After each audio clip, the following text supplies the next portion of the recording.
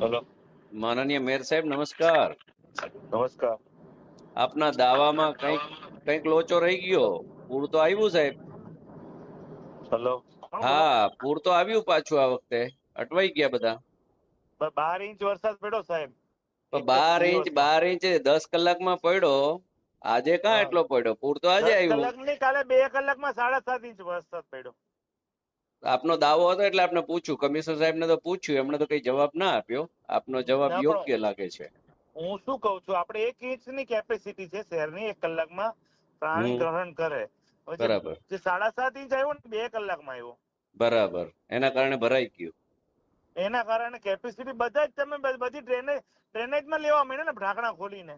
હમ હમ સ્ટ્રોમમાં હમ તો ડ્રેનેજમાં પણ લીધું પાણી, પમ્પિંગ સિસ્ટમ બી ફૂલ રાખે છે, ફ્લડ ગેટ બી ખુલ્લા છે, સમજ્યા કે નહીં તમે? તો પર્વત પાટિયા બી માવાણી સાહેબ ત્યાં બી ભરાયેલું છે આગળ, અને તમે એના ત્યાં સમજ્યા કેન્સર નહીં. પાસે. જી, બારડોલી, પલસાણા અને 100 કિલોમીટર સ્ક્રેચમેન્ટ નું પાણી સુરતમાં આવે છે. બરાબર, એવું છે.